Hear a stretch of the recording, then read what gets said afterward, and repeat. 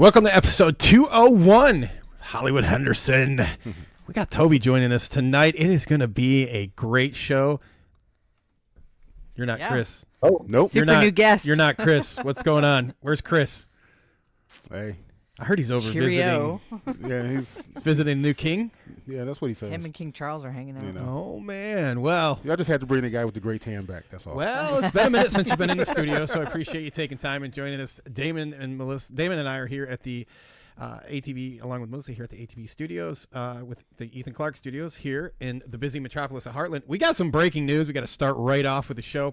Chris and I are now sitting, well, Damon and I, Chris and I normally sit here, but we're sitting at the new, shiny new, same desk we had before, GetAware News Desk. Ah. Yeah, I've got a new sponsor for the news desk. And the breaking news, aside from that breaking news, is, Melissa, you want to let them know who the new sponsor of the trivia segment is? That would be Dye Job Apparel. Sean Gifford, our bestie, Giffy. is now sponsoring my trivia. So thanks, dude. Appreciate it. Yeah, yes. So hopefully we got some new swag coming our way and lots of new yeah. giveaways coming up. So, I mean, he might not know it, but he does now. There you go.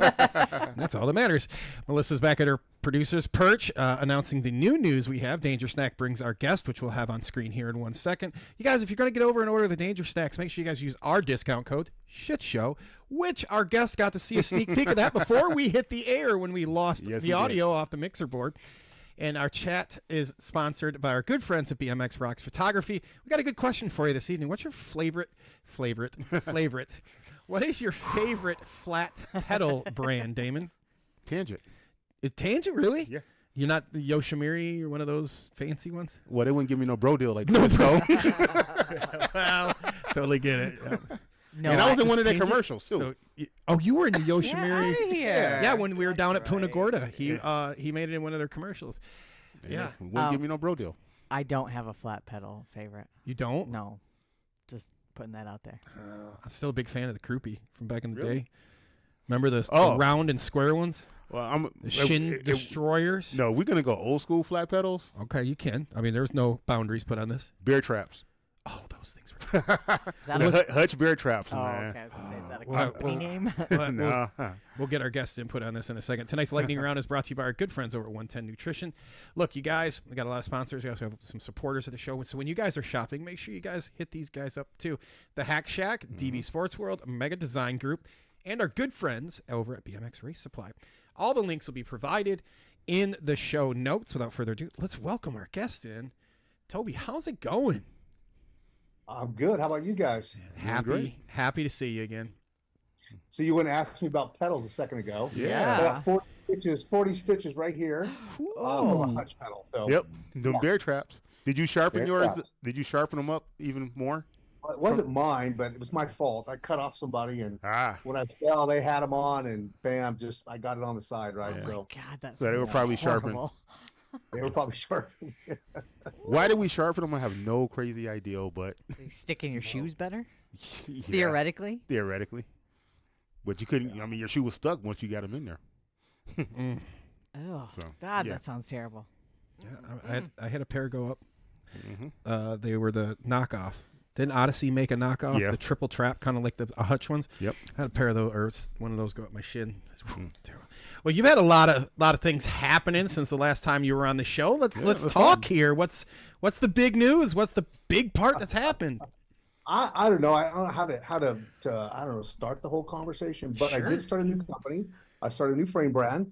We launched it at the Grand Nationals. Funny story was I wasn't sure I was going to do it there, and we'll talk a little bit more about what it takes to actually get something like this done and get a product to market. I think I love to talk about that tonight because it's not as easy as a lot of people think. But anyway, so a couple of weeks before the Grands, we got a note that we got a tracking number for DHL that these frames and those little e-bikes I was making are on the water or in the air. So at that last minute, I called USA BMX for a contract I've been working on for quite a while and said, okay, let's start the contract. I'm coming to the Grands with these samples. We did not know that. We thought we weren't going to make it, but we decided to do that anyway, just because this is the place you show things, right? Right. Even though we weren't really quite ready for production, I just didn't want to wait a whole nother year to show everybody. So yeah, we came to the Grands and we launched a brand called Send It. We are the organizational sponsor of USA BMX now. And we got the first turn, the starting hill, the finish line, tons of banners, tons of placement, the ads in the magazine, all that fun stuff. So that's not cheap, but yeah, we got that. And we're going after it. We got some frames in the air right now that we're going to have at the Worlds for sure. Wow. For all our team riders, and production is just now happening. So it takes a while from sample to production, and I think a lot of people, I think we've done a good job of promoting it. So a lot of people expect it now, and that just takes time, man. So like I said, we didn't think we were going to launch it at the Grands, but we got it done. It took me 4 months to get those frames done. The little eBMX bikes I worked on for probably 18 months to get to where they are now. And that was more of a battery thing. I just wasn't happy with the batteries that our choices of batteries. So I literally had to learn about batteries and understand 2170 versus 1860, all the stuff I had to learn, 24 volt, 48 volt, had to learn all that. So it took me about 18 months to figure that out. And once I figured it out and I knew what I wanted, then we went and had those made, and those things are done now. We're pretty excited about that. We'll get into why I'm doing that and how I think that complements BMX. I know we're gonna have a lot of naysayers on that one. I can't wait to get into that one. Yeah, that was going to be a fun one. So, So what are you saying is my little DeWalt battery is not going to work in that e-bike? No, and that was the whole thing. Was my first samples had a DeWalt battery in it. How did I know?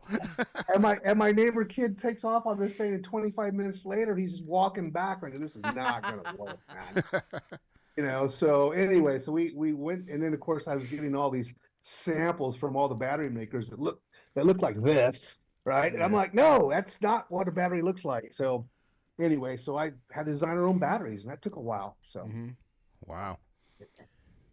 It's my life sometimes, but so you've been on the e-bike longer than the Send It BMX frames, right? That idea has been rolling around a little longer. No, I think I there's a lot of things I would love to say tonight, but I don't want to let some cat out of the bag. So you got to kind of just bear with me on that. If I tell everybody, and I like to go into that too, but if I tell exactly what I'm doing, then I'm not, the surprise isn't there, and I have to surprise the market. I have to drive some of my ideas. Sometimes I fail with what I'm trying to do. Toby, it's just us, man. You could just talk. It's just us. Yeah, anyway, it's just it's just me, Justin, and Melissa. It's just me, Justin, and Melissa, man. Just talk to us. But no, anyway, so I just believe that I've been riding. It's funny. Let's go back a little bit. So, I was a mountain bike guy from, I had a 10-year mountain bike career, right? Downhill mountain bike guy. And I trained my butt off on a mountain bike. And when the e-bike mountain bike thing started, I was against it. I was like, this is dumb. This is not fair. I was totally against the whole thing until one of my employees brought something in the office and said, you got to go ride these things. And the one he gave me was a piece of crap. And I went and rode it on a trail here behind us. And like, oh man, I was hooked. The next day I went and bought the best e-bike mountain bike I could get my hands on. And and that was it. I've been hooked ever since. And the assist, especially at somebody my age, and then all my friends and all the people I grew up with who were the same way as me didn't believe in this. They're all on them now. So my point is, I think that BMX or future is there. We're going to ride things with motors in them, or e-bikes, or we're going to ride them. At what level, what the bike looks like, and all that, we don't know yet. But that's my thinking. And so Stacy came out with hers. And it's a phenomenal hit. That they're at the local motocross track, and the kids are riding them like crazy. I didn't really like the way they looked, so I don't know if you have pictures of the ones I designed, but I went after a certain segment, but with more coming, and that is something that more is coming than that. How's that? So, but I did this first. If you look at the batteries, they're not a DeWalt battery.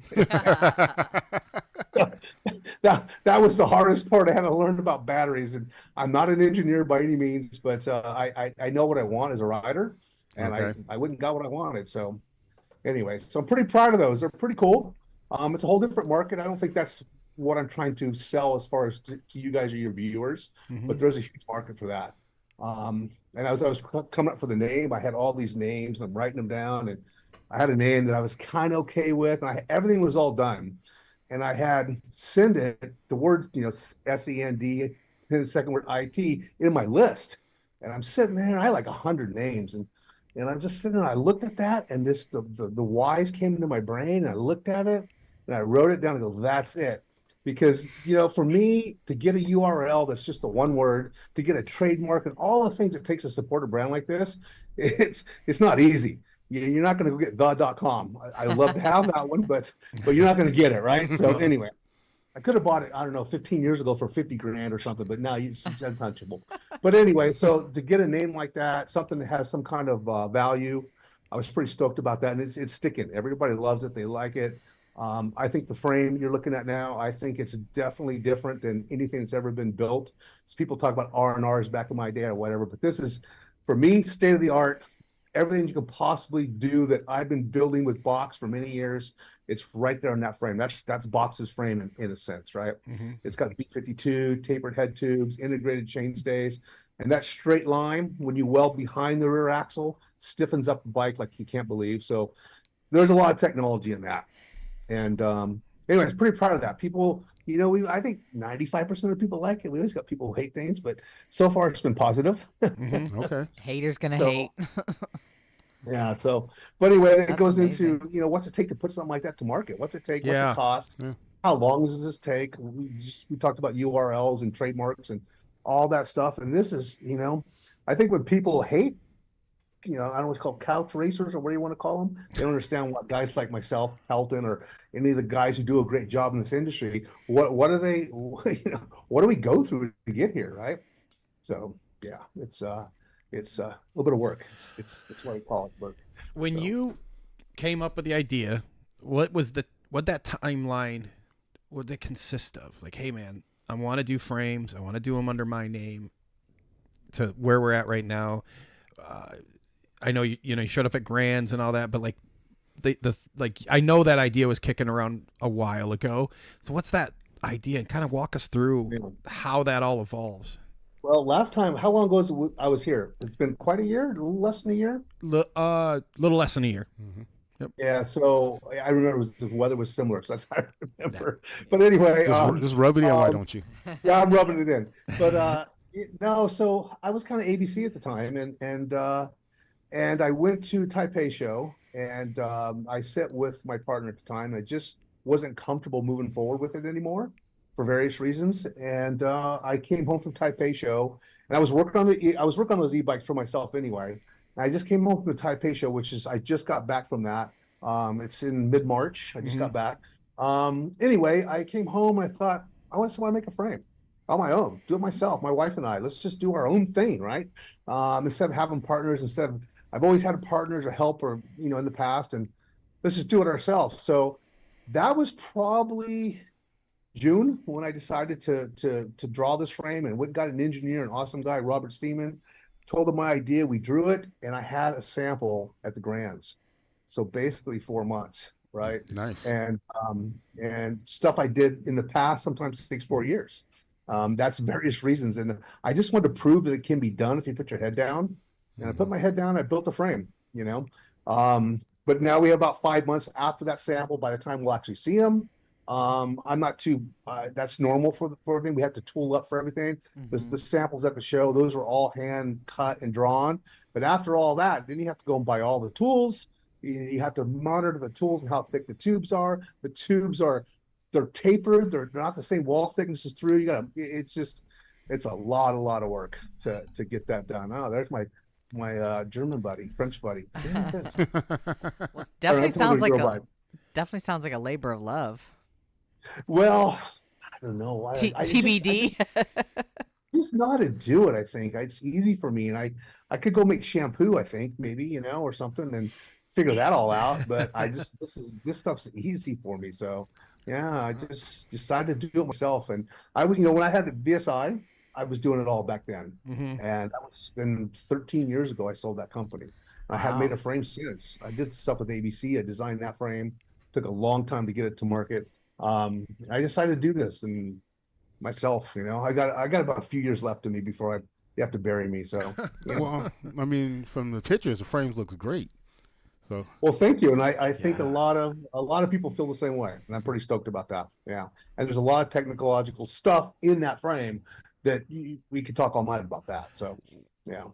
I wanted you we don't have to get too far in the weeds, but the B52 bottom bracket. So Yes. two things before we first one, the videos you do, is it on what days do you guys do them on Instagram? Thursdays, noon California time. Yep. They're amazing. Yes. So Oh, really? you look, you did one where you broke down brakes, you broke down this, and like you did the levels and explaining the levels and box, but you did one on the B52. Right. And I wasn't able to watch the whole thing, and I got busy and I didn't get to go back and catch it. But I was really, really intrigued with this technology that you're integrating with the B52. If you could give us the kind of the overview and the advantages of that bottom bracket. Well, 52 is a number that it's an original American bottom bracket. Is 52 millimeters, right? Just happens to be 52, and that's something I didn't do. That was been around since we were kids, right? So, and then of course the B being box or BB, whichever you wanted to say it. I just thought it was a cool name, so we picked B52. But the whole point of it is, right now, when I developed the M35 crank with a 35 millimeter spindle, it took a special bottom bracket. Yes. But that was called a BB30, which is a SRAM or FSA concept, right? And we did well with it. A lot of frames are out there, but it just didn't really take off. And one of the reasons is the bearings are outboard. They're not inside the frame. Mm-hmm. So I still want my 35 millimeter spindle. I almost gave up on it, but about 2 years ago, our M30 cranks started to we started having some bent spindles, right? I'm like, what's going on? What's going on? So we went to a race, and Cedric, I want to say Gracia, but that's the mountain bike guy. Cedric Cade, he started bending a bunch at a race. So I went back and watched the video, and what the guys are doing now, when they jump into the second turn at a World Cup race or a Olympic style course, big hill course, when they jump into the second turn, they're using the lip of the girls' turn as a brake. They're kind of clipping that and slowing themselves down. Okay. So we're going way faster than we were when this stuff was developed 9 years ago, right? So all of a sudden, this 30 millimeter aluminum spindle just doesn't work anymore. So it's, how do I go back? How do I get the weight down? How do I promote M35, which is my original reason, going back to oversize and what Buck's all about? I need to put a better bottom bracket around the crank itself, or the BB, or the spindle, I should say. So this B52 was born. So it's basically a Euro bottom bracket on steroids. It's just huge. It's 52 millimeters OD, and it's 80 millimeters wide. It's just a massive, massive bottom bracket, and that allows my bearings to be inside and allows my 35 millimeter alloy spindle to go through. So we just got a frame from Marshall. It's a French company. They put B52 in it. Mongoose is looking at it. Spico is looking at it. Chase is looking at it. They're all making frames. Mabo was one of the first ones. They're all looking at put the bottom bracket in their bikes and go back to the M35 because of the spindle issues and stuff. I mean, the story's so long, but it took the Send It frame for me to prove it. And once people physically saw it at the brands, then we just started lining up all the other manufacturers interested in this concept, right? And to change things is really hard. I was the first one to do 20 millimeter axles. That was 15 years ago, maybe 17 at this point. And now every pro has a 20 millimeter axle, right? And so, but that was something I did 17 years ago. And for years and years, people just didn't want to change it. You have to buy a hub to put it on your fork. But now it's pretty standard. And I believe that B52 will be that way. And to prove it, I had to make a frame to show everybody how this works, right? But at the end of the day, and part of what I did when I showed everybody is we went and had my engineers and we compared a 24 millimeter spindle, right, out of chromoly to a 35 millimeter alloy spindle. So when you leverage those and put 350 foot-pounds of torque on the pedal, there's a certain, I think I won't say the numbers, it's on the website. So you get about 15 degree of flex, right? If you take a 35 millimeter alloy spindle and you give the same 350 millimeters or 350 foot-pounds of torque, it's about 10 degrees of flex. So there's a 41% difference in how much flex there is between a standard 24 millimeter spindle and a 35 millimeter alloy spindle. And the alloy spindle is actually 100 grams lighter than a 24 millimeter chromoly. So you start looking at the engineering behind that, you look at what it is, and Nick Keeman was the guy who was just a fan of M35s. He won the gold medal on M35, and then Mabos sales weren't all that hot of this BB30 thing, so they made a carbon fiber frame. They went to a different standard, and Nick complains all the time that he wants his M35 back. So anyway, so the concept is you just get a much stiffer power transfer to the ground with this 35 millimeter spindle, and to house that properly became the B52. Right? Does that make sense? Mm-hmm. Did I lose you guys? Nope. Nope. I live it. They were So it's easy for me intently to say, listening. I live it. Yeah. Well, I'm just hearing a Rock Lobster song playing in my head right now. Well, there's that. There's the bomb. There's all these other things that happen with that, right? So, Yeah. and we got the trademark. It's funny enough, we have the trademark for B52. Really? That's awesome. Yeah. And in cycling or Oh, okay, I was Yeah. gonna say. all one two. Yeah, there's you can have the same name in different Yeah, categories. I know. I'm just Trash, messing with trash trucks here. I think last time the trash truck came by, didn't it? Yes. That sounds familiar. The last time trash truck went by at I the was same say it time. would have been the same time. So Exactly. So he'll be gone in a second. Anyway, so B52, I'm proud of it. It's a part of our oversized program. Mm-hmm. You know, the handlebar, the hub, the rear hub we've been working on for years, the bottom bracket, all that stuff for me is it works. Bigger tubes are stiffer and they're lighter. It's just that simple. Mm-hmm. I learned that from my mountain bike career. I was very fortunate in my mountain bike career to experience the evolution of my very first downhill bike was rigid, and the bike I ended with was 8 inches of travel. So Oh, wow. anyway, so I was able to learn all that as I was an athlete. So I just brought it to BMX, man. Well, a question for you: with the new frames, are you gonna come out with a complete, or I mean, you have everything there? Yes, in the future, yes. Okay. So it's all laid out. I have a, I don't know, 4-year plan, I think, of all the stuff that we're going to do. I was actually going to work on that too. So over the next 4 years, we'll introduce a lot of different things. Some of those being, E-related. I'm going back to a steel crank on a bike for various reasons. So there's stuff that we're doing. Okay. Yeah, I don't know. It just, there's a lot of guys I think that are doing similar things. You just have to put your head down and go to work, right? So, Right. but yes, completes. I mean, I could right now. I could just order a whole bike from you because you have everything in house, almost everything in house. With box and the frame now, the only thing we don't make between the two brands is an inner tube. Yeah. Yep, that's the only thing. So we have 700 SKUs at box. Wow. So Okay. 700 things in the building that you can choose from. Yeah. So if you're 4 years old or 400 years old, we got something to fit you. All right. So- So, like I said, I could just order a whole bike from you, 700. could. and just you guys walk to the warehouse and just pick up everything off the shelf. Well, don't ask me to put together, or don't ask me to organize that for you because I'm horrible at it. Oh no, So- no. Okay. I'm just saying, for case people want to know. Yeah, it can be done. Yeah. Can be done. It's quite expensive though. I think a Cinder frame with all box top of line stuff is probably retailing $3,500 to $4,000. I think something like that. Yeah. Well, I mean that's about right for a top of the line frame. I mean, Yeah, complete yeah, if you look yeah, at it. It's about right. Yeah. So, Now, does that include the new titanium oversized handlebars? I know those are $400. I think I'll pick over $4,000, right? I mean, at that point, throw it in. What's the story on the handlebars on these? Well, I wish I had one for you guys. I had to go to the dentist this morning, then I went to the gym. So I came home for the interview, and I wanted to hold them because they're on my desk right now. We finally figured it out. It took 3 years to get them just absolutely perfect. We had some a little bit. We were having a tough time holding the tolerances. He's going by the other way now. Can you hear him? Yeah. Vaguely. Oh, you can. Okay. But anyway, so it's just an oversized part. So we started looking at the bike a few years ago and go, where can we get some weight out of this thing? And the heaviest part of the bike is the handlebars, by far, more than the frame sometimes. So how do we get the weight out of this? And my partner at Box just said, let's just try titanium. I'm like, I've never seen a swedged titanium tube in my entire life. So they don't do it.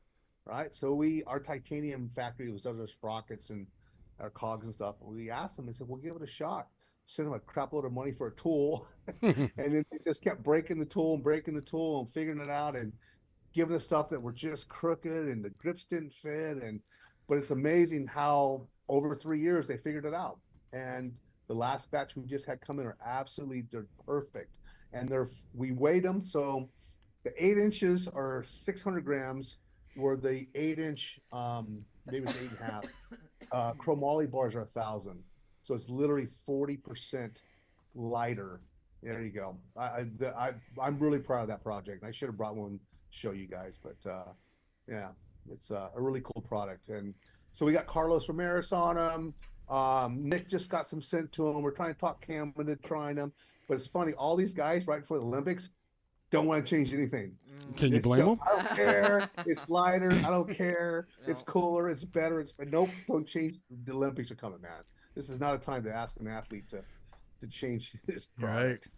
Right. Yeah. Yeah. Come August, everybody was like, all right, give me the stuff now, you know. And after the Olympics, yeah, exactly. Yeah. So, well, they look great, and now I want to hear $400. $400. Yeah, it's a lot. So back to the frames real quick. Price points on the frame, really surprised. Very affordable. Yeah. You know, it's funny. I should have charged more. I should have. Hindsight. I've been working with the frame factory for a long time, and they gave me a price. I have this calculation I do, and what I need for the company to survive, and what my dealers need and my distributors need. I have a formula, and I just ran the formula. Is all I did. You know, and $6.99 is what was the number. So that's very good. Yeah, great price. So, quick question out of the chat though: when are they going to be available? Oh man, dude, my wife's in the other room. And she's going to kill me because she's handling all the calls about when are they coming.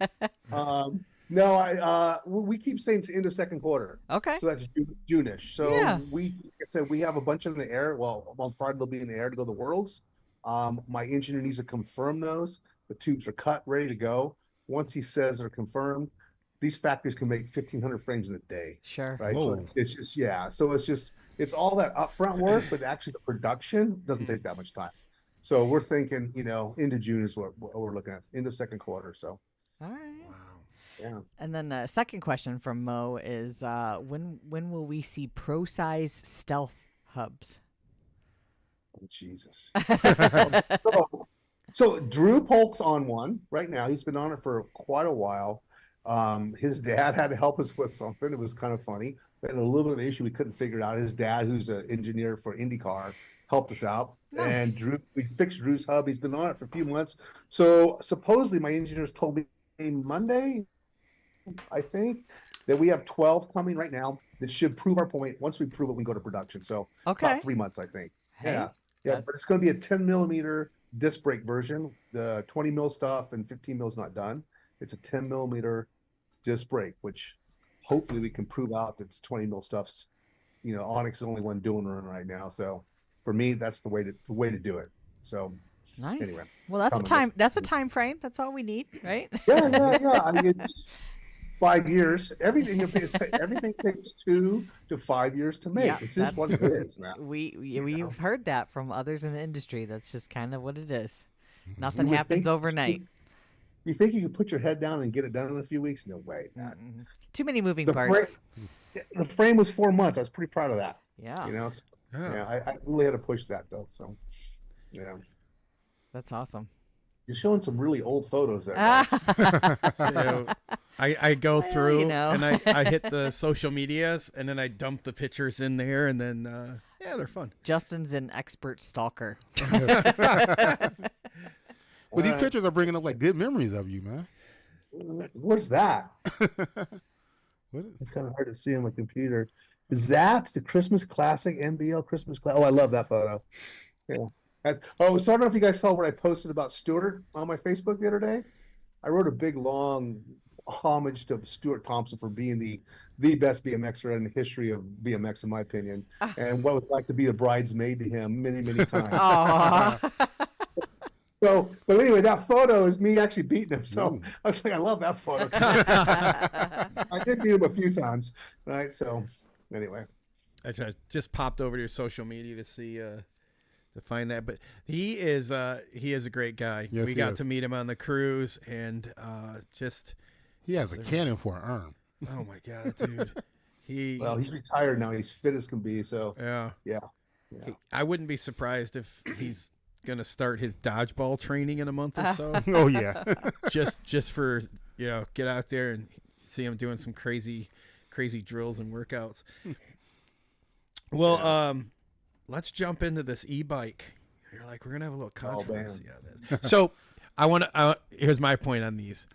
I was like, this is the dumbest thing ever, and I stood at the bike shop, and You wrote one. it was intense, right? It was an intense one. Yeah. intense So, one. it was I like, was with you that day. yeah. I was like, you're dumb. They're dumb. And the guy that owns the bike shop is like, take it out in the parking lot. No. Take it out in the bike. Take it out in the parking lot. Take it. Dean, take it out. Rode it.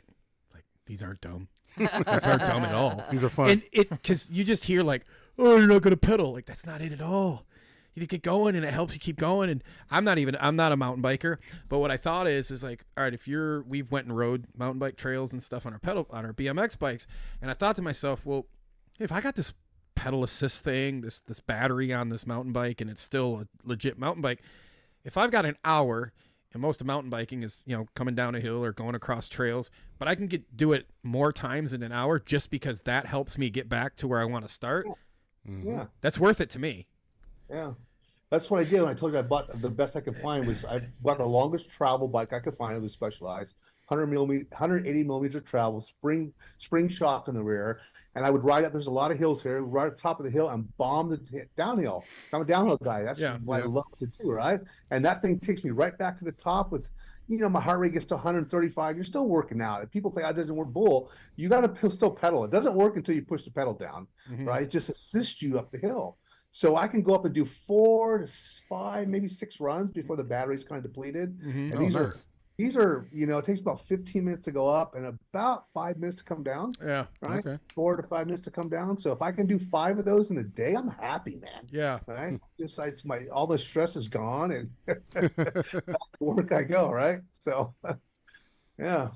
So I believe in it, obviously. So I think it's a great idea. Seeing that you're bringing this brand in that's going to give, I just forgot what's the name, the other company they sponsor. Stasic?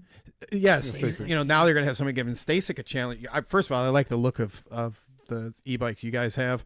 I don't know. To me, they look more moto. Yeah.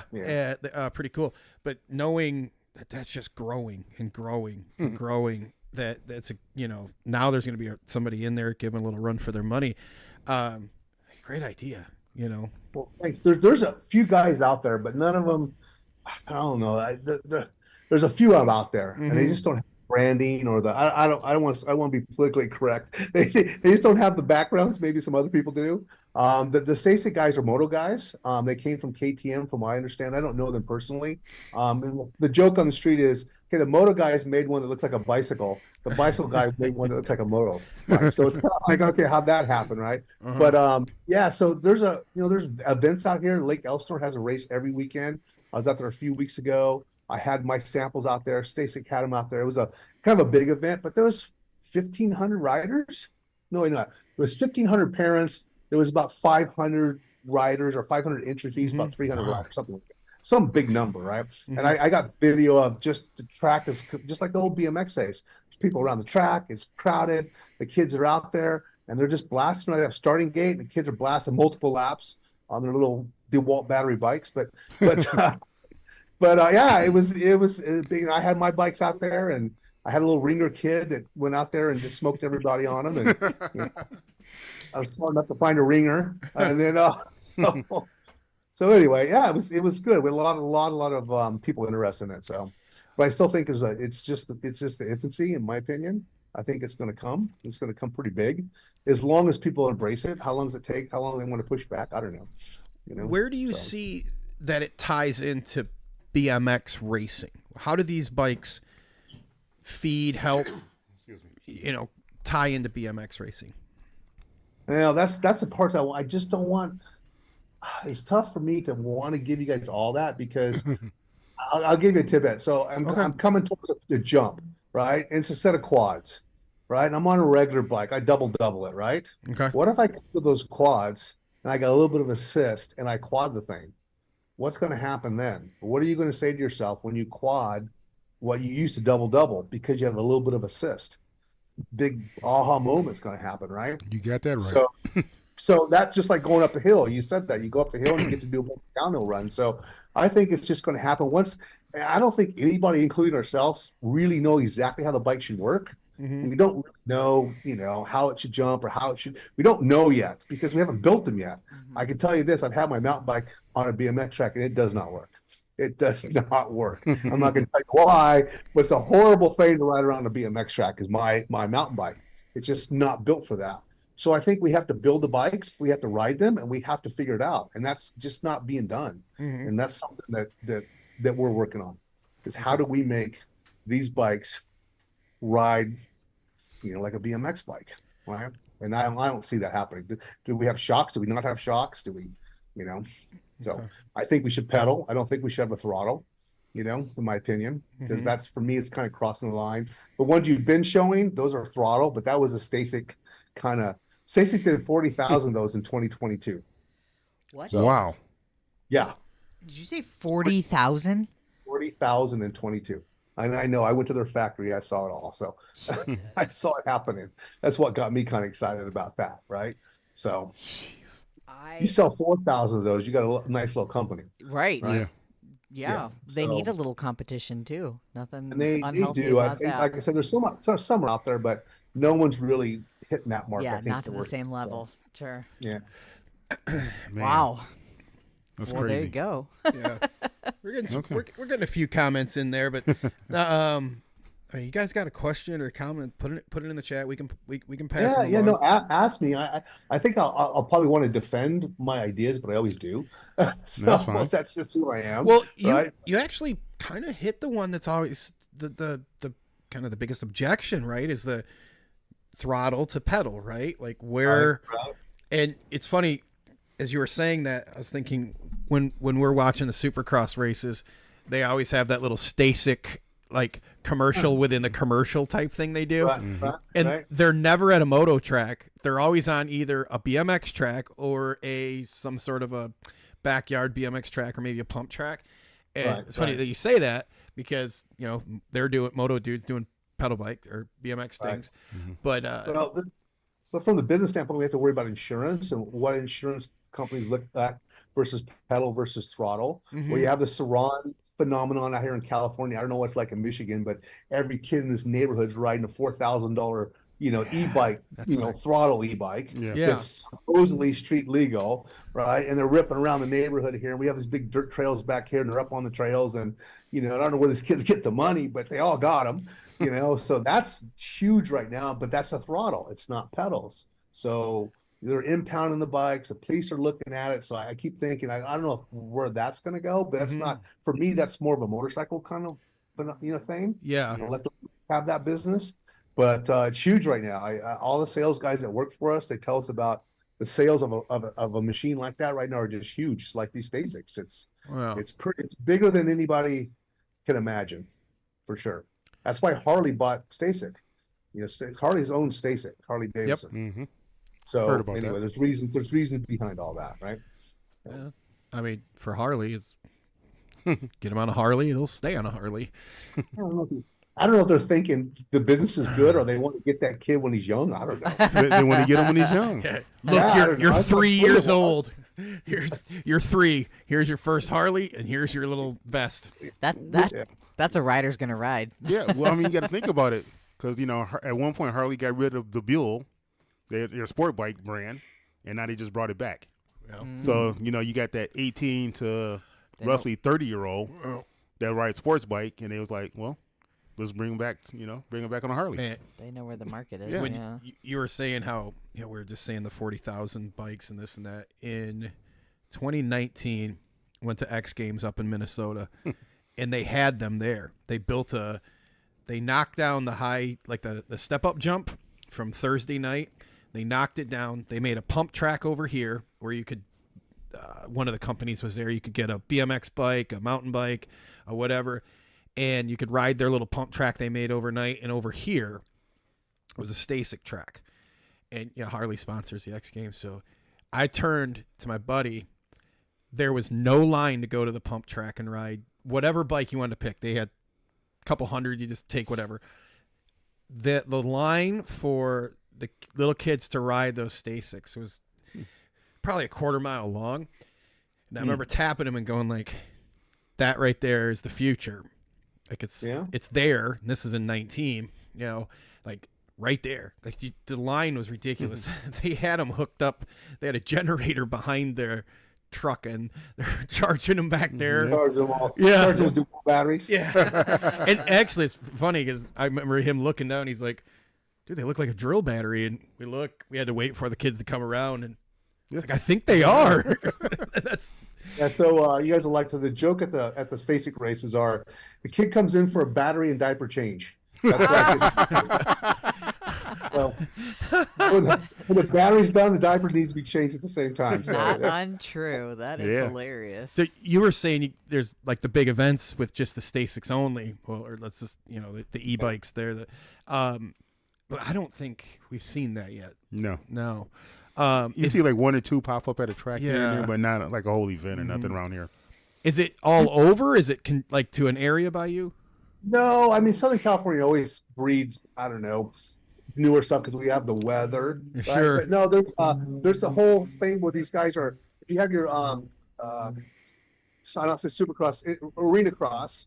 So they tear the arena crosses down a little bit and run Stasic type races after arena cross races. Or you have your indoor motocross little pit bike races. They run Stasics in that, and that's all over, especially the Midwest up where you guys are at. So that's everywhere for sure. And of course, a lot of the tracks, San Diego BMX track, they have one night that's just Stasic night. So they don't intermingle the kids. So when those parents come down, spend $20 to let their kid buzz around on the track and until his battery dies. But anyway, no. So from my understanding, there's just one night at a track in San Diego here where it's just Stasic night. And out in eastern part of San Diego, there's another track that has the same kind of I don't know. People coming in and spending the time and the money to ride the Stasics around the track. So that's all happening too, but mostly Southern California. So is that where you be taking your ringer at the practice and ride? No, I took it. Well, it's one of my dealer's kids, but he just happens to be really good. He's a motocross kid, and we needed a good start because it was like they had 20, 30 kids on the gate, man. So I just got a kid that could get out of the gate pretty good, and so that was basically put our bike out front. I got a video of it. It's hilarious. You grabbed a future Jet Lawrence and we're like, all right, kid, get out there. I want to say hi to Chris and Shelly. They're over in Europe watching the show. That's where Chris and his bride. Chris is with us normally. He's on vacation. And they just tuned in. Congratulations, huh? Yeah, they're living it up. Chris does stuff like that. He just calls and says, "Hey, man, next week and the following week, Shelly and I'll be in Europe." Like, okay, see you later, buddy. Well, there's my wife and I. That's a nice photo. She'll probably appreciate that. Like I said, pretty professional stalker here. Hey, so is that a water hole jump? That's a water hole jump at Frogtown. That's what I thought. Glory hole. Yes. Glory hole. And if you made it, you deserve some glory because that was not an easy jump. You come out of a flat turn, get about 3 or 4 pedals in. And when you're overweight and a little out of shape, it ain't easy. So, but at least you can still do it, though. I was barely, but I was doing it barely. Hey. Ooh, it's 1:45 in the morning. Where they're at. Yeah, that's about right. Shelly says we're going back to sleep. It's 1:45 a.m. I did have a question from the chat. Our buddy Chase says he's curious why you, Toby, chose the style axle adjuster on the Send It frame. Oh, well, for me, it was trying to get less is more. So I want to integrate it inside the bike. It's a good question. But I was talking to a dad last week at Sea Otter, BMX dad. He was at the mountain bike race, and he says that how many times the kids they're all getting ready to go in the starting gate. They're all practicing. They're bouncing off each other, trying to get in the starting gate. Sure. And they poke a hole in their tire from the bolt sticking out of the back. Or how many times the kid had been cut by those bolts sticking out of the back. But I wanted an integrated one because less is more. And I've seen that done before on bikes I've done before. My Intensa's had that inside the back, the adjuster DK's done it. So it was nothing really new. This was just a much cleaner, upgraded version of it. And then we came up with a little dial that you can turn it with your hand and adjust that whole thing. But remember, you guys, that's just to get the wheel straight. Yeah. And then tighten your bolts up. It's not the whole stuff. It's just a set stuff. But that's a good question. I think it was just to clean it. Less is more. Right there you go. Perfect pictures of it. And part of that. So we talked about earlier how the seat stay is welded to the back of the dropout. That's a huge difference in the way the bike is stiff. So that for me is a part of how we integrated that inside, because I didn't want that hanging out the back. Anyway, it's a little bit of a few things like that to get it right. But yeah, there it is. Very cool. This one right here. My little mountain bike chain protector. That's a little mountain bike thing. And the hole there, comes from the GT Speed Series. Mm-hmm. I had one of those for a long time when I rode for GT, and I just thought that hole was cool. And little details like the badge there. That's just stuff that we kind of do, right? So, yeah. That's very cool. It's a sharp looking frame. Yeah. If I didn't mention it earlier, very comfortable price point too. You guys, man. So you announced it right at Grand's, and we talked before the show, so we've been doing a show for 4 years, but we've been in and out of BMX for 20 years plus for myself. 30 plus me. I got to tell you, you did like a heck of a job with the branding, the name itself, right? But I mean, all of a sudden, like, I don't even know what your wait list is for these frames, but if it's a quarter of the hype that I've seen on social media and being at tracks and people talking about them, like, kudos, because you nailed it. Well, we pre-sold a lot, especially to Europe, to Australia. Really? Wow. Nice. They're buying tons of them. They buy them up front. Helping the whole program, getting these bikes pre-sold is helping a bunch. But yeah, I don't know if you were there, but you saw our little runway, like a movie premiere thing, where we had the red carpet and the bikes with the ropes, and we gave away a bike, and we had the whole first turn, the starting hill, and the finish line banners, and we could have had the first straightaway. We own the first straightaway, but I couldn't find anybody to make us a stencil big enough for the logo, right? I was like, I had 2 weeks to put all this together, right? Wow. So how do we had the name, we had the frame. It wasn't like it was, but to put all that together, it was like I said, call USA BMX. I drove straight there, signed the contract, said, okay, this is what we've been talking about for a year or 9 months, whatever it was. And okay, then here's your check, right? And then okay, now the team has to go and do these things. So one of that was the first jump or the first straightaway to put our logo on the ground. But I couldn't get anybody to make me a stencil before the race for the first turn, right? Otherwise, we would have had something there. But anyway, so yeah, but we think the red carpet with the ropes and all that was really cool. And of course, they didn't have any room. So now I'm asking the USA BMX, hey, I got to have a spot. Like, there's no spots, man. It's like, I'm your organizational sponsor now. So I got to find spots. So they put us next to the trophies, which wound up being really cool. Yeah. Because had all the gold from the trophies. We had the runway with the bikes and we did it all in 2 weeks, man.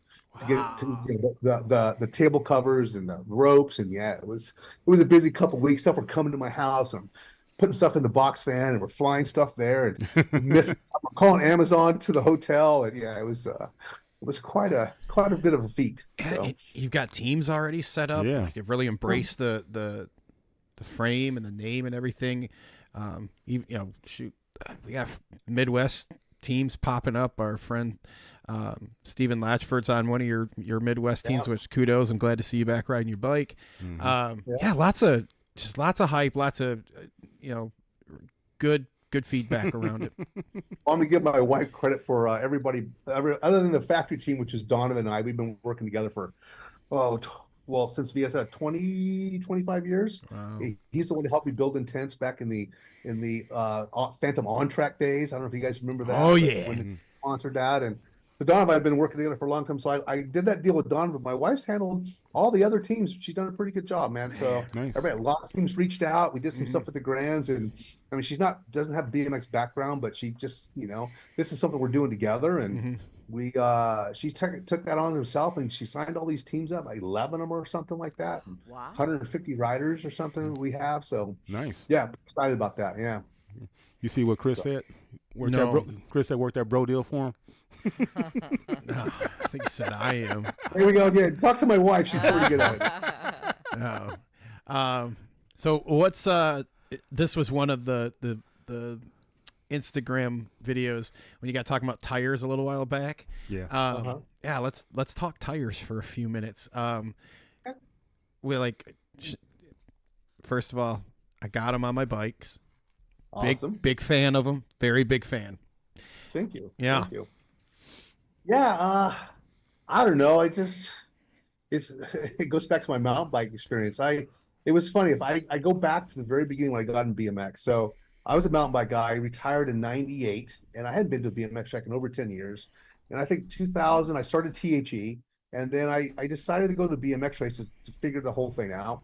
And I went to the track, and I looked down at the track, and I saw these big bowl berms and blue grooves and everything. And I'm thinking, what is this? Why does everybody ride these big lug tires?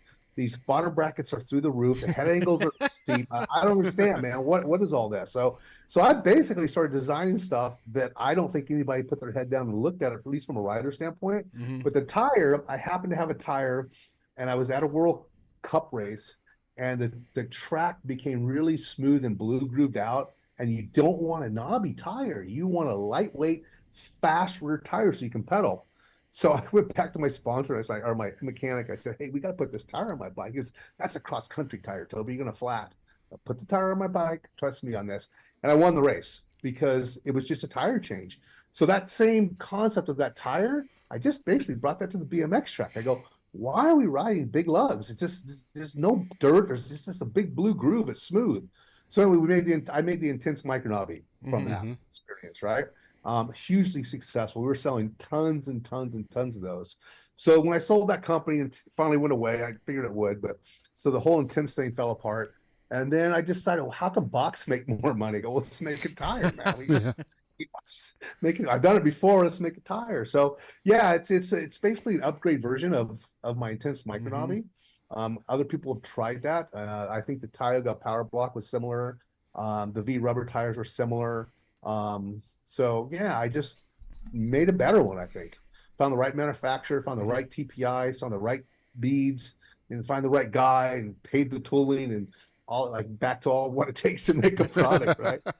So yeah, I got a good joke for you. So the dads come to me all the time and they say, "Hey, I got this idea for a tire." I bet they do. Yeah, I got this tire. I said, well, the first one's $5,000, right, and the second one's $50. What? Whoa. I go, well, if you want to risk $5,000 on your idea, which is the tool, because we never know what a tire's like until we actually make one. There's no way to sample a tire or prototype a tire. It's impossible. You have to make this now they're probably $6,500 for a tool, and you got to make the tool, and then you got to bust out a tire and you got to go ride it, see if it works.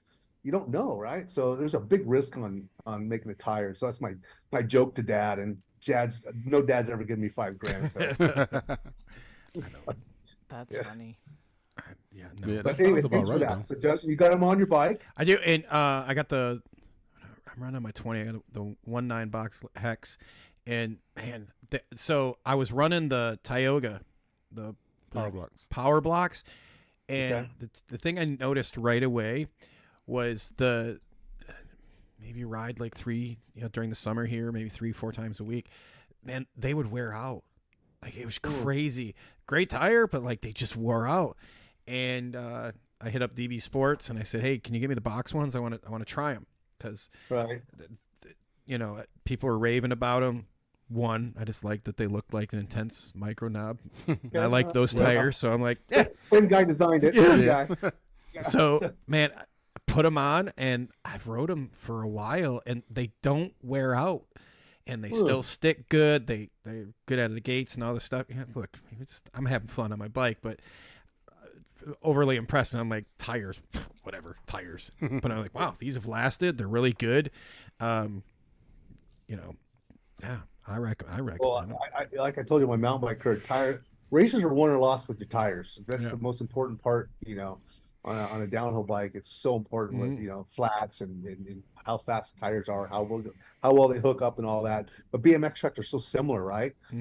So it was easy. And that tire, I focused a little bit more on USA BMX tracks, not so much the big tracks, the big hill tracks. I really think my customers are people who actually ride on a kind of somewhat of a normal track, a little bit more dirt, a little bit looser dirt. So that's why one of those knobbies on the side. I want that strip down the center to come out of the gate.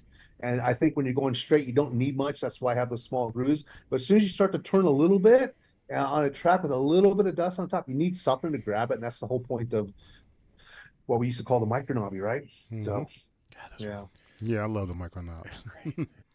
It was a great time in BMX. It was a great time. I still got a pair in the garage. Well, I'm trying to kind of, I don't know if I should say that, but I'm trying to do the same thing I did 15 years ago. I got THE back, so THE's now mine again. So I'm pretty excited about that. Really? Really? So, wow. Yeah. So I got excited. There's some stuff going on with that. Breaking news.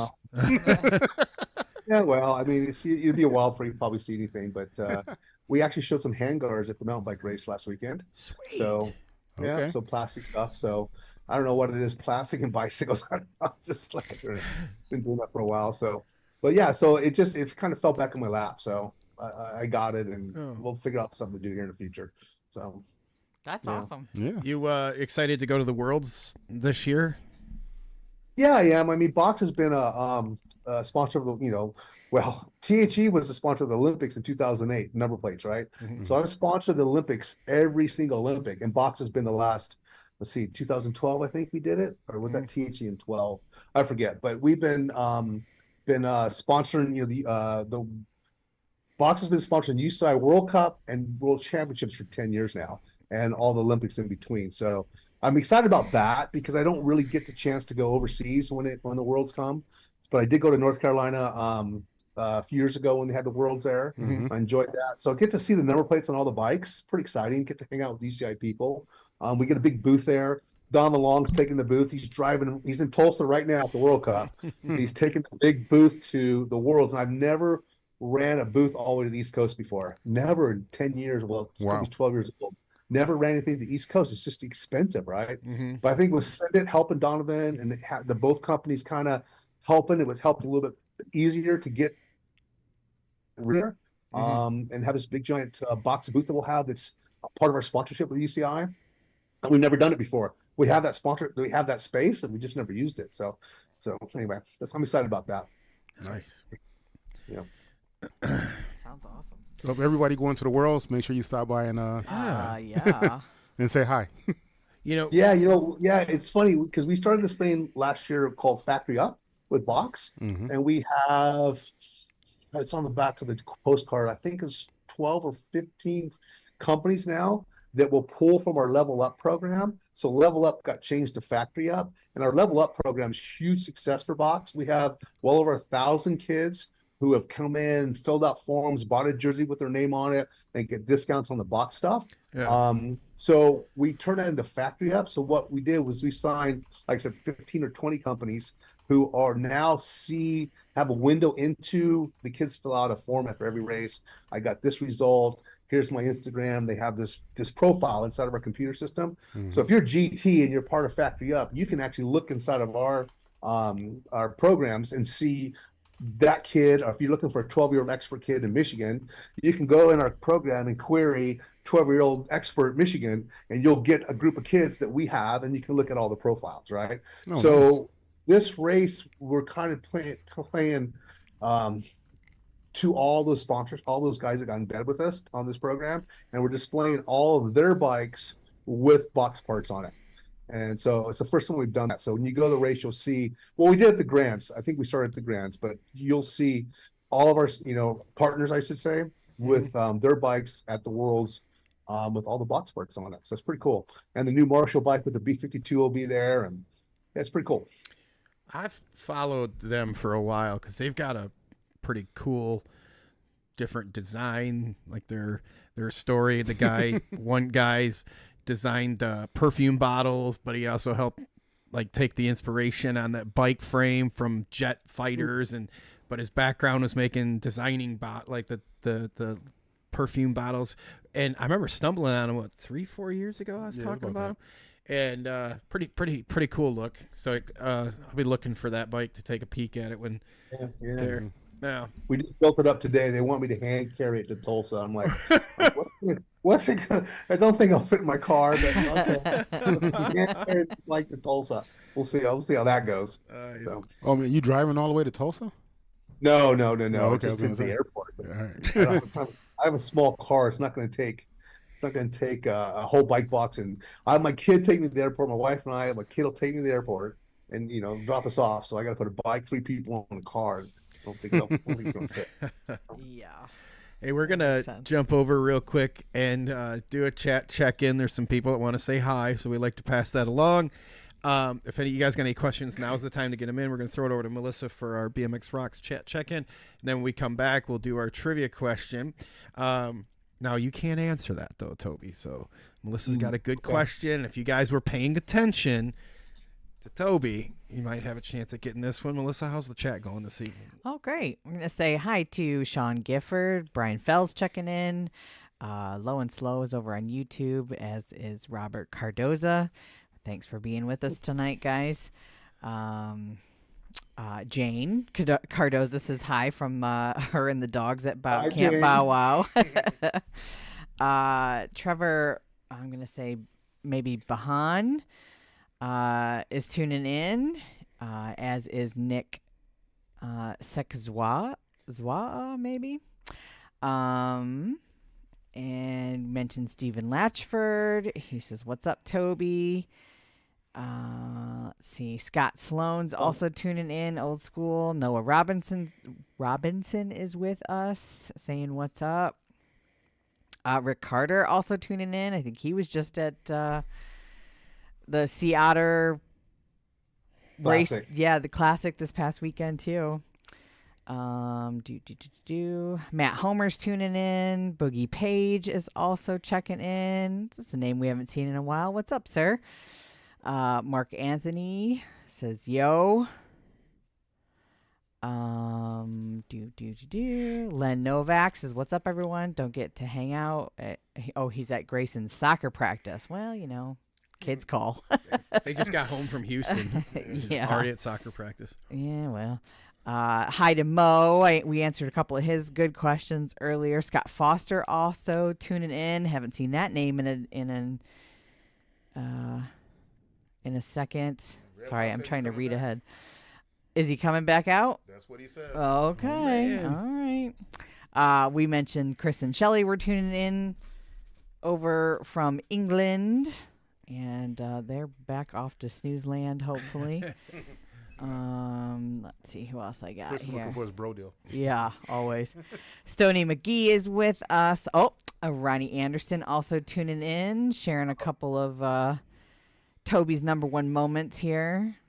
Mentions the 1984 NBL number one cruise title. Yeah, thank you. Which I guess dethroned Brent Patterson at the time. Yep. Taking us back in time a little bit there. Let's see, who else am I missing? Alice Spixler also shared that in the 50s Harley had a 125. Oh. Mm-hmm. For anybody that didn't know that. Moses Tillman is hoping that you are going to be seen on that cruise in December. That's cruise is not my favorite thing to do in the first place, but I don't know. I heard it's pretty fun, so I don't know. We'll see. I heard you guys are having a good time. We can attest it's a great time. It's a great time. Yep. We need a ringer for our dodgeball team. You guys all went? You've been on the cruise? Yeah. We've been on once. Damon, you're what on your? This will be my third This one. is gonna be your third. It's gonna be our second. Yeah. Wow. Great time. It's a best vacation. It is, and you're hanging out with the BMXers from all walks of life, and there's no race to distract you, so you just kind of hang out. And Mo has activities throughout the 5 days you're on the boat, and you get to go do different things and meet people, and it's a lot of fun. You bring your fishing gear this time? Nope. Now that I've been on one, I ain't worried about fishing. He's all right. Yeah. He's all right. He's all right. Top shelf margaritas. Right. 10 a.m. Let's go. Somebody's got it. Ooh, I don't know about that. That's right. what you say now. Yeah, exactly. Catch me in December. And lastly, I want to give a shout out to Tim Weiss, who's also turning in on a Wednesday evening. So thanks, guys. Let me just make sure I'm all the way down here. Oh, wait a minute. Yep, she just tuned in. Well, the one and only lovely Helena is also tuned in. That would be Justin's daughter. So we appreciate you. I had sent her a photo that said, we were on. Viewers up. That's right. That's right. So thanks everybody for jumping in. And if anybody's got any questions or anything before we get totally wrapped up with Toby, don't hesitate to put it in the chat. And now you want me to keep talking and do my trivia, huh? well, you can, or I got a question for Toby. All right, go for it. Then we'll do trivia. All right. So this is just a personal question of mine. 20 or 24, which bike did you like riding more? 24. 24? Yeah. Okay. I just suits me better. And now 26 or now 27 and a half. I mean, I'm just saying in your racing career, you were good on both. I was just curious. That's why. Yeah, I found that when I rode the 24 really well, it kind of hurt my 20 career, because it was kind of hard to go back. A lot of guys didn't do it because to go back and forth between the bikes, it was a little bit tough. But there was a time where nothing got in my way, and just there was times where just everything felt right, especially the Hutch days. I mean, the bikes were amazing, and we were way ahead of everybody else on the equipment, and so I did well on both. But for you, Damon, on my 24, how long were my cranks versus my 20? What do you think I ran? I'm gonna say Very few of us did it, but I did it. 185s.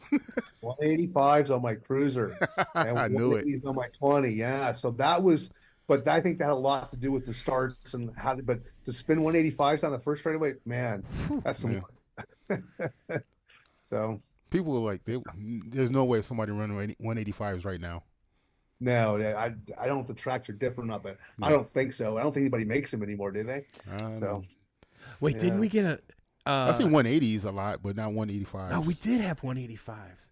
I don't know if they still make them. We did a fundraiser for Melissa's mom, and Answer sent a set of, what's their cranks? Answer something or other. They sent them for us to raffle off, and they were 185s. So I remember holding them up, and I'm like, I think I know two people, Damian Lacombe. He might use these, and Josh Brunt. I was like, wow, it's been a minute since I've seen cranks that long. Everybody that's over 6'6" can run 185s. They're 9X frame. Yeah. All right, let's jump into trivia, man. So we got I saw the question pop up. It's a good one. Yes. If you guys are paying attention. I do. And welcome Dye Job Apparel to sponsoring the Lightning Room. If you guys are looking for a way to elevate your brand, jerseys made, you got t-shirts, everything, koozies to keychains, and I'm forgetting hats. You name it. Yeah, shirts, he does it. Socks, Christmas ornaments. Yeah. Tumblers. Yes. Yeah, Melissa, you got tumblers back there somewhere, don't you? I think it's upstairs. Oh, okay. Yep. Come on, I don't get to do this very often. Single shot. Well, we need it. Yeah. Sticker pack, all sorts of new stuff in there. Justin and I went and reorganized the treasure chest in the spare room and found all sorts of new stuff. There's even a little ghetto wear keychain there at the bottom. Also, thank you to now his name just left my brain. Oh, Huck's dad. Kern. Huck.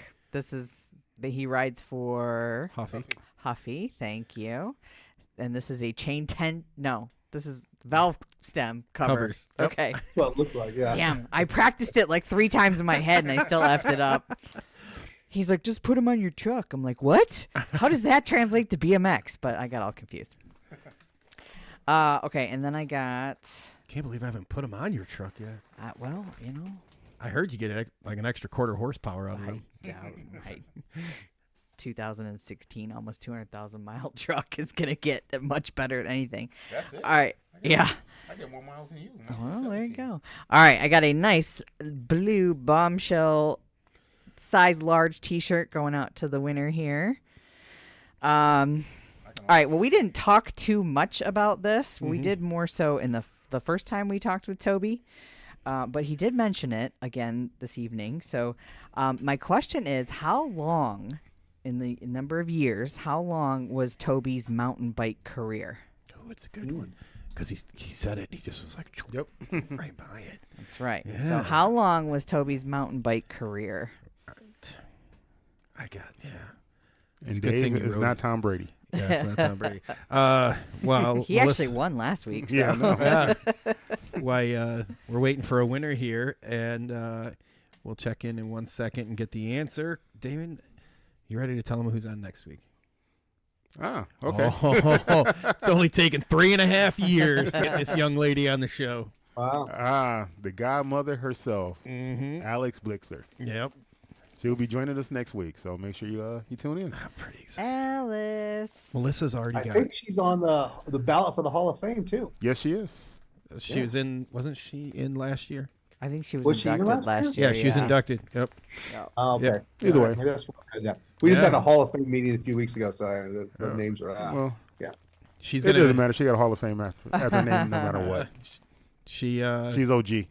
she's gonna be on She is talking about the new OG. Florida BMX Museum project that they have going on. They've got a Ooh. Facebook page they started. They're working. She gave me a little tidbit. They're working on. They're trying to get like a brick and mortar going for Florida. So she's gonna talk that. Alice has been involved in Sarasota for a long time, and she has Haps Cycle. She's into everything, and she owns the only red All Things BMX Show number plate.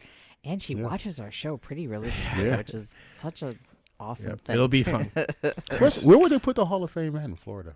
If a good- Alice is behind it, TBD. Sarasota. Yeah. It's gonna be Sarasota. That's where it's gonna be. If Alice is behind it. Okay. So That's a good question. I mean, yeah, we'll be able to ask. Yeah. Yeah, it'll be good times. Well, I mean, when is Chris coming back? He's off next week, and then he's back the following. week. Oh, okay. Yeah. So yep. Ah. Well, Toby, I wanted to throw it over to you, and if there's anything else you wanted to add before we get our trivia. I do have an idea of maybe some upcoming Send It products, as you alluded to through the show. So I'm excited to see where you're going. Excited for the frame launches. I know you have tons of people waiting for them. It's been really cool to see that. But anything else you wanted to add before we slide out of here? No, I just being here with you guys is awesome. I appreciate you inviting me back, and especially with the new brand, it was really nice to have you guys here with me again to explain what I do and what I'm trying to do, and let me talk a bunch, all that fun stuff. So my wife's texting me, let them talk. No, you Oh, doing good. not at all. You had a story to tell. That's the way to do it. I got a lot of stories, so that's the problem, right? No, best. that's not. We appreciate that. I'm just saying, if you need a 53-year-old fat test rider, I'm your guy here. Okay. I get that probably not that exact comment, but that's probably daily. Hey. The one the other day, my wife's trying to read it. The message guy wanted me to build him a 53-year-old guy who wanted inch-and-eighth wheels on his bike. What? Yeah, and I'm like, this makes no sense. And he has some, I don't know. She's like, what's he mean? I'm like, I don't know. The guy's not all there. I don't know. Nah. Anyway. 50. Well, I'm not gonna lie. I do love your You want me cranks to though. You want me to give a hint for the mountain bike thing? Oh no, I have a winner. You do for sure. Yes, How, do you what's the answer? but yeah, you can go ahead and say the answer. Got the winner. It's the same as my BMX career. Same exact number. Yes, Yes. that's a good hint, actually. Only because I feel like I saw that in our intro. I think it's our. I think it's in the intro. Our written intro that you were in. Let's see if I can pull it up. Oh, I got it up here. So from 79 to 88, and then from 88 to 99. Does that sound about right? You're close. Close. Okay. Yes. Ish. Yeah. Ish. Ish. I So retired at 98, but yes. okay. Yeah. So relatively speaking, your mountain bike career was how long then? 10 years. 10 we go. years. That's right. And it was 10 years with BMX too? And 10 years with BMX. Yeah. Wow. You know, like when I was reading and kind of, I hate using this word, research. It's just reading. I would have thought you'd been in long. I thought you were in the BMX racing a lot longer because you done, especially since the last show when you were on. You done a lot of stuff. Mm-hmm. Yeah, no, it's so. So when I was at high school, we had high school motocross, right? We had Letterman's jackets in high school. It was a California thing, right? So we would go get to different high schools and race on the weekends. Oh, so nice. I was digging ditches all week long and racing my motorcycles on the weekend. I had some BMX, when I was 12 and 13. And Jeff Otima was a family friend of mine. So he comes over one night, starts telling me about he's racing BMX again. He's riding for DG and he's doing these things. He goes, "Hey, I'm racing this weekend in Downey at some park. Why don't you come over and watch me race?" So I went and raced my motorcycle that morning. I'll never forget. I made $70 a week, and 2 tires cost $70. I'll never forget that, right? So that's what it took all week long to buy tires for my motorcycle. Anyway, so I went on a Sunday afternoon, and Botima wins this little race in a park. They basically put some cones down, and then he raced around this little grass park, and he won $300. I'm like, what? Cool. $300. This was 78. So that Monday morning I sold that motorcycle, right? $1,500, went straight to Ralph's Bicycles. This is a true story, and bought the best red line bike I could get my hands on, which was bullseye hubs and campy cranks and all this fancy stuff, right? $1,500 BMX bike back then, right? And there was to become a pro back then, you had to win 16 and over. We didn't have novice, you had to win 16 and over. So we had the race at the Forum. It was an indoor race, NBA race, and I was focused on making money on my bicycle. So I went to that race as a 16-year-old novice, 16-year-old, and I won that race. So that was 78. I'm trying to get you the timeline. Yeah. So Okay. 78, right? This is the end of 78. So now then Jeff calls DG and he gets me this factory ride from DG. And so there's the picture I was telling you about of Stu and I on my Facebook. Let's see that photo. USA BMX got some of Chuck Robinson's photos. And there's a picture of Stuart and I going to the first turn. It's my very first pro race. And I'm like inside of Stuart, and my leg is up over my head trying to go around this berm. It's a crazy photo. And that's the first time Stuart ever saw who I was, right? Yeah, right there. So that's my very first pro race, right? And look at my foot on the berm because Stuart's cut me off, right? Oh, I see that. So, and I just said, this was my life with this guy, right? There's so many photos of me right there under Stuart's arm, right? So anyway, so that's my first pro race. That would be 79. Then we went to ride for Raleigh. So I raced all the way till 88, 10 years, right? As a BMXer. And that I only got out of that because freestyle started happening and we all lost our rides. So JT Racing was who paid me an entire 20 years of my career, called me up and said, "Hey, there's this new sport called mountain biking. I'm going to send you this bike." He sends me this specialized top-of-line specialized rock hopper or whatever it was, stump jumper. Anyway, no shocks, anything like that on it, and said, "You want to race this thing?" So I put all my gear on. I went to this mountain bike race and got myself, my ass handed to me. And I'm like, okay, so I'm not the best bike rider in the world. I figured this all out.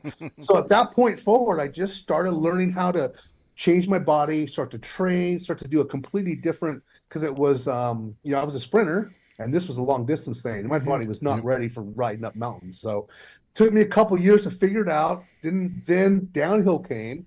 So I have BMX skills and I have a fitness. And when downhill happened, I fell right into it and went on for racing that mountain bike for the next 10 years, right? So, nice. Yeah, so 1998. I was 38 years old when I quit. The 88 time frame, were you in that window? Was that when Tomac got in it too? Or was he already been in it? Yeah, for sure. He was right for Mongoose. He got into it. I didn't really cross his path. Well, I guess that's not true. 89 or so, we went to a race in Georgia. I was still an expert. I could not win a cross-country race. So back then, you had this discipline where you raced 3 events: slalom, downhill, and cross-country. And they put all your points together to come up with a winner, right? So Tomac was pro, and I was expert. I hadn't made the pro class yet. And anyway, so I won the downhill and the slalom. Beat him like no tomorrow, right? But he won the pro class. He won the cross-country. So his combined times, he won the pro and I won the expert. So they give him a few $100s or whatever it was back then, and they handed me a pair of handlebars. I'm like, this is not going to work. Winning handlebars. How do I pay my bills, right? So yeah, I was about ready to give up on the whole thing. And then downhill happened. Okay. So, but he never really came to downhill because he was so good at cross country. Yeah. He never really came to downhill until his cross country career started slowing down, which is well into the mid or early 90s, right? So yeah, that he was really good. He was good at that too. Yeah. So that helps me date because he was